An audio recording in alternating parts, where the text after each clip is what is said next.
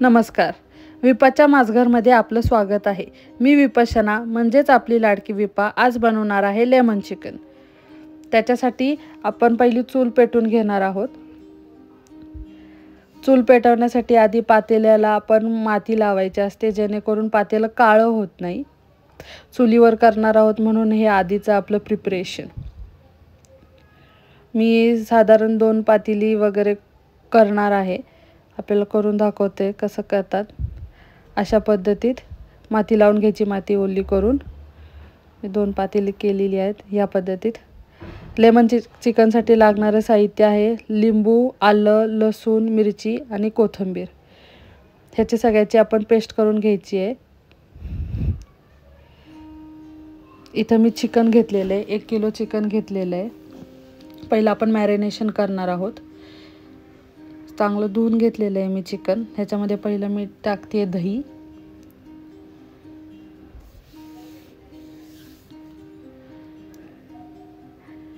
त्याच्यानंतर आपण जी पेस्ट केलेली आहे ती ह्याच्यामध्ये मी टाकणार आहे. आलं, लसूण, मिरची, कोथिंबीरची पेस्ट आहे ही.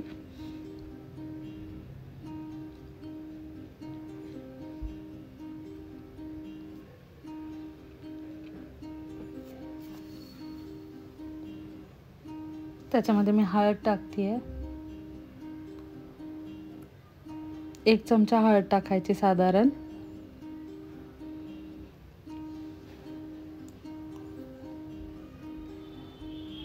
हिंग,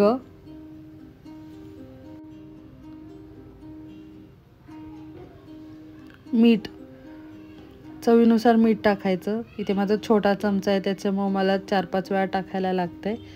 टेबलस्पून 2-3 टेबलस्पून आपण टाकू शकतो. मॅरिनेशनच्या वेळेसच मीठ टाकायचं जेणेकरून चिकनला चांगली चव येते.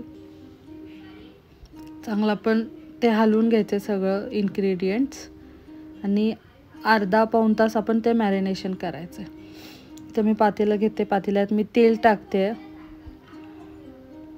गरम होतोपर्यंत थांबायचं आणि आपण मॅरिनेशन केलेलं चिकन त्याच्यामध्ये टाकायचं.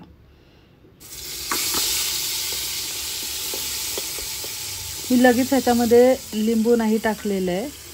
फक्त मॅरिनेशन जेवढं चिकन आहे ते आपण शिजवून घेणार आहोत. चिकनला ॲटोमॅटिक पाणी सुटतं झाकण ठेवल्यानंतरून, त्याच्यामुळं पाणी पण आपण त्याच्यामध्ये टाकणार नाही आहोत. चांगलं पहिलं परतून घ्यायचं, त्याच्यानंतरून त्याच्यामध्ये झाकण ठेवून थोड्या वेळ तसंच ठेवायचं.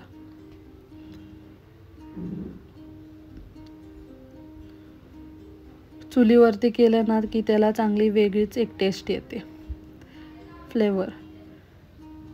ते बघा कशा पद्धतीत पाणी सुटलेलं आहे. मी ह्याच्यात पाणी काहीच घातलेलं नाही आहे.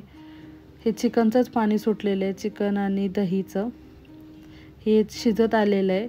शिजत आल्यानंतरून मी त्याच्यामध्ये लिंबू टाकते आहे आणि थोडासा गरम मसाला पण टाकणार आहे. गरम मसाला मी आधी नाही टाकला कारण त्याचा फ्लेवर नंतरून राहत नाही शिजल्यानंतरून, म्हणून ते शिजत आल्यानंतरून मी त्याच्यामध्ये गरम मसाला आणि लिंबू टाकते.